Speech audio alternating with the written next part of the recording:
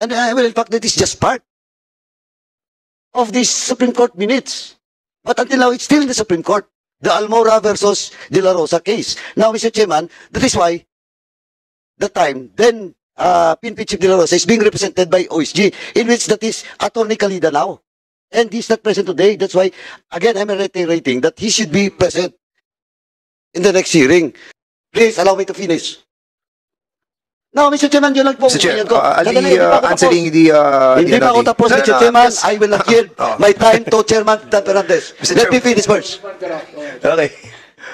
Dandan lang po, Governor.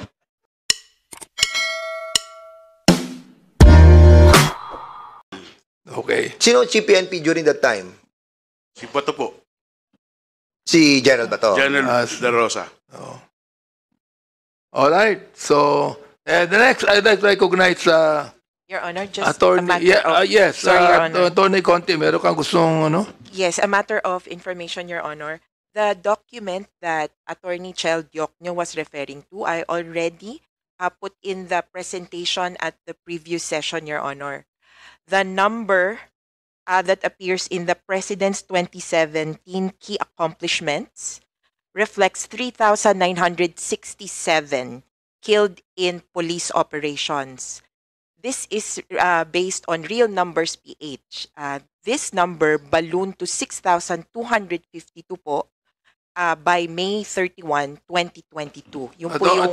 Attorney Conti, until such time Yes, sir. that you're able to convince the others to come out and charge in court on class suit. All of those things that you're saying now are just accusations. But, Your Honor, these numbers are from a document released by the Presidential Communications Operations Office, which we were also able to independently obtain separately from Attorney Diokno. So this is Yes, a but public document. but who is accountable? I mean, you know, sino to accountable dito? Na charge na ba? But first, on the point that these numbers are claimed as accomplishments of the President, then perhaps we can establish as that. Yeah, Mr. Chairman, I got also that kind of report that she got right now. And I just photo copy it in from the laptop of Congresswoman France. But, Mr. Chairman, if I may, kasi I just wanted to question Attorney Diokno. Kasi kanina may sinasabi si Attorney Diokno na 16,355. Diba? Correct ka doon na it was 16,355. And sa year-end report ng Malacanang during that time on 2017, it was indeed 16,355 homicide cases under investigation, but no riding in tandem that was mentioned. Wala, di ba? But Chairman. it was homicide. Chairman. Can you kindly reply on that Attorney Diokno? Yeah, after you reply, I'm going to recognize Congressman Carabs. Yes, Your Honor. There are two types of killings that occurred during the war on drugs. One type were those who were killed, yung sinasabi po mga nanlaban, killed during police operations, anti-drug operations, by bust, tapos lumaban daw at napatay. The other kind, as we know from the so many reports that came out during that time, ay yung mga nahanap na bangkay na meron nakalagay na sign na drug addict ako, o kaya yung mga napatay na riding in tandem. Yun po yung tinuturing na homicides under So in other words, investigation. Attorney Diokno, yung sinasabi mong 6,355 that was mentioned in the year-end report of the former president noong 2017, lumalabas yung 16,335 categorized into two. 16,355. Na-categorize into two. Yes, Your Honor. That is correct. So, Attorney Medialdia, will you confirm this report that was nakita ko rin sa internet that 16,355 in accordance with the report of the former president, homicide cases under investigation July 1, 2016 to September 30, 2017. Is this correct? It could probably be correct. It came from the Yes. police, no? Yes, Attorney Medialdia. Can we refer that to the PDEA, because they were the ones who gave that figure. Sige, PIDEA, can we ask the PIDEA, please? PDEA and NBI. Yes, we Why have don't invited the we look PIDEA on it na- later, Congressman Fernandez? I'd like to recognize first Congressman Carabs on this. Okay. Thank you, Chairman. Mr. Chairman, all those data being presented now, sabi nga ni attorney coming from PCO, how did you get that copy from PCO? Kasi dito, Mr. Chairman, ako kahit yung statement, yung a while ago, the text being was read by Attorney Jokno, until now that case was still in Supreme Court. And well, in fact, that is just part of these Supreme Court minutes. But until now, it's still in the Supreme Court. The Almora versus De La Rosa case. Now, Mr. Chairman, that is why that time, then PNP Chief De La Rosa is being represented by OSG, in which that is Attorney Calida now. And he's not present today. That's why, again, I'm reiterating that he should be present in the next hearing. Now, those documents, even the data read by the good chairman of public order and safety, is not an official data, because the only official data that should be given to us should come from the office itself. Well, in fact, if you remember, Mr. Chairman, and I think I have to check the COMSEC, during the first hearing, I asked the Honorable Committee to the Chair for us to request to the office of the ES now and to the office of the President the executive summary submitted by the then DOJ Secretary Guevara and now OSG, because that is an official document. And well, in fact, Mr. Chairman, on record, Almora versus De La Rosa, that was cited by Attorney Jokno, OSG never complied. Never complied to submit that document during the case deliberation. Di ba, Attorney? Yun yung actual? Ang nangyari po ay there was a directive in this resolution to the Solicitor But General. until now, they have not yet submitted. Meron pong mga nasubmit ang Solgen sa Supreme Court. There were boxes. No, Attorney, diretso. Yung 20,000 ba, it was submitted by Solgen? Not. Yung 20,000 The report itself, it was, I'm not sure if it was even directed that's why, Mr. Chairman, by the court. again, sorry, Attorney Jokno, I do believe that there is an AGK. I do believe that there is a war on drugs. But in this committee, Mr. Chairman, with due respect to all the resource speakers, and of course to the members of this committee, we will only take into account all the documents, official documents, not hearsay, not the statement. Sorry, Attorney Jokno, you are not yet recognized. Please allow me to finish. No, Mr. Chairman, yun lang po ang Mr. Chair, opinion ko. I'll Sandali, be hindi pa ako tapos. answering the... Hindi pa ako tapos, Mr. Chairman. I will not yield my time to Chairman Dan Fernandez. Mr. Let Chairman. me finish first. Okay. Dandan lang po, Governor. And dahil sa akin, I am not biased against anybody else. No. Well, in fact, if the former Reyes can produce the document, then we request for it. But of course, the document now is nandun sa administration, new administration. That is why I asked this committee to write a letter to ES or to the Office of the President to request that document para official po. At tulad yan, PCOO. Do you have an authentic copy of that? Di ba? May kopya ba tayo na authentic coming from that office? And sa akin lang po, Mr. Chairman, Well, Mr. Chairman, again, well, in fact, I have already read the case about Almora versus De La Rosa. Now, ako hanggang ngayon, hindi pa tapos yun. Ang sinasabi ko lang, Chairman, the same as the statement coming from Chairman Dan Fernandez with regards to the opinion or the statement from Mr. Mugato. Hindi pwede hearsay dito, Mr. Chairman. But of course, I am not saying that he's not telling the truth. But of course, dapat hindi second person. Mr. Chair. Dapat, if ever the statement ni Mugato will only be, no, will be recognized, or not recognized, but rather, for me, personally, maniniwala po ako doon if mismo yung source. Hindi pwede po yung second person dito. Much more documents being requested and submitted to this committee should be official, Mr. Chairman. Thank you. Mr. Chair, Okay, Mr. Chair, if I may, Congressman Fernandez. if I may, no, let's clarify things, no.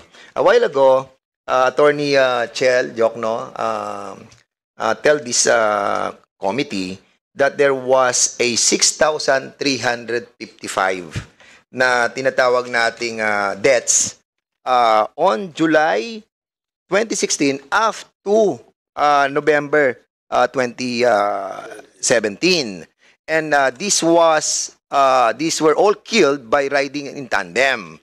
And kanina po tinitingnan ko po yung notes, hindi naman notes pero nanggaling po sa yung mga key accomplishment and the Duterte administration year-end report. So this is an official documents coming from the office of the president.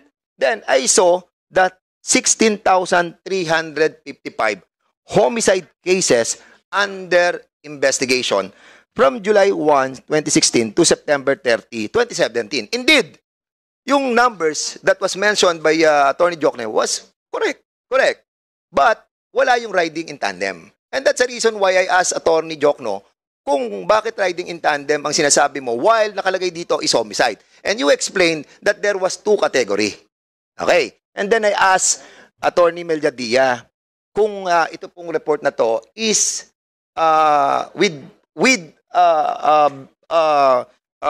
verified or can he attest to the authenticity of this year-end report that we see in the internet? Because we can somehow summarize that yung nakikita po natin sa internet with regards to this website that Franz Castro have seen, makikita po natin na sinasabi nila, tama, yung sinasabi niya 6,355. Ang hindi lamang po tama doon ay yung may riding in tandem. So most likely, the homicide that was included in the year-end report summarizes everything. No? Hindi siya riding in tandem lang per se. So ang sinasabi ko dito, Congressman Chairman Caraps, no?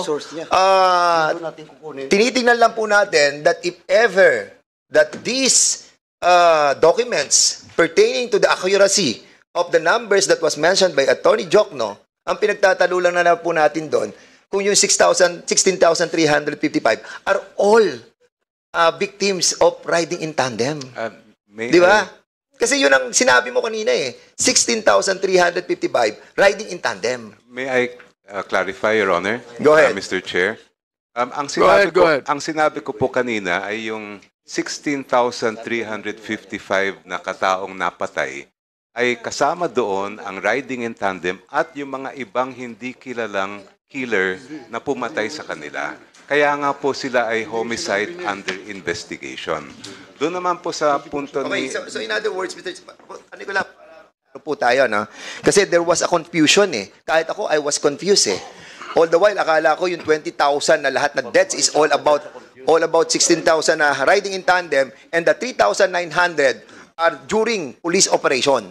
Di ba? Yun naman liwanag Kaya nag-come out kayo sa 20,000 Pero now, nababalansin natin that 16,355 were all homicide. In other words, hindi siya talaga lahat riding in tandem. Is that correct, Attorney? Hindi po lahat. As yeah. I mentioned earlier, yung mga ibang bangkay na nakita sa kalsada na may mga karatula na adik ako, hindi naman po riding in tandem yon. Basta nakita na lang yun na patay na. So But in other they are words, kung related- sinasabi niyo pong 16,355, it's either riding in tandem o kaya nakita na patay, may nakasulat na adik ako. or others who were killed in relation to the war on drugs na hindi po kilala kung sino ang pumatay. Can you verify this, Attorney Melgadia? Since meron po sila sinasabi na gano'n that it was categorized into two. We cannot answer that here, Mr. Chairman. But Why? I do not know anything about those things. So kung ano ang mga verification, that's not part of my territory during my time as Executive Secretary. I only base it on what are given to me. On the basis of But the will you reports confirm, being- Attorney Medialdia, that there was indeed 16,355 that was what was written on the year-end report? That was given by the PDEA, NBI, Philippine National Police, and Bureau of Customs, Your Honor. So in other So words, talagang, they're in the best position to testify on that. and the former PIDEA during that time was Wilkins. One of them. If I, And the if I NBI may. director during that time was cannot Garland? Director Garin, I think. Garin. So, Geran, Mr. Chair- Geran, Geran. Mr. Chair, may we invite the former NBI director during that time that these 16,355 homicide deaths were recorded by the former president, no? And for us to shed light kung ano yung mga category ng 16,355. Kasi magulo na eh, gumugulo na eh. Dati 6,000 lang. Yung, di ba? Tapos naging 11,000, naging 9,000. Ngayon, meron ng 20,000. Di ba? May 16,355 na homicide, riding in tandem, saka may mga ganon. Tapos 3,009. Pero ang pinakaklaro is 3,967 Filipinos killed during police operation. Yes, Your Honor. This is klaro kasi nakalagay din dito sa report ng year-end report na nagtatama sa sinasabi mo, Attorney Jokno, 3,967 drug personalities who died in anti-drug operation from July 1, 2016 to November 27, 2017. This, Attorney Medialdia, you have to confirm kasi nakalagay dito sa year-end report, kung mabe-verify niyo po nito, mabe-verify po ninyo, sakto din sa sinabi nila na 3,967 drug personalities who died in anti-illegal drug operations. Well, Or maybe, anyway, Attorney Medialdia, anyway, Congressman- submitted din po sa inyo ng, I'm sorry, Mr. Chairman. bago yun, Congressman Fernandez. Same sandali lang. same source. Doon din sa kanila. So, Mr. Chair, Sandali lang. Rewrote the current ES, Lucas Bersamin, on this. At least to submit to us a copy of the 2020 and 2021 interagency review panel reports on the campaign against illegal drugs. And I think that during that time, you were the ES, di ba? Pero the thing is, ES Lucas Bersamin has not given us any answer to this. Ganun, that I cannot answer. Alam mo kasi, ano po yan eh, part of the executive privilege na yan eh. Di ba? Yeah, Chairman? Mr. Yeah, Chair. Chairman. Mr. Yeah, Chair. Mr. ako Chairman. na- Mr. Chair. Yeah, sorry. And then we guys, no, Mr. Chair. Oh, okay. I am the chairman here, not the referee. I think I still have the floor, Mr. Chair. Unless you ask the permission of this representation, Wait. I will not Before- yield my time, Before Mr. Chairman. Before Si- Congressman Mr. Fernandez, Chair, ako na lang. continue his Versus dalawang swearing. lalaki.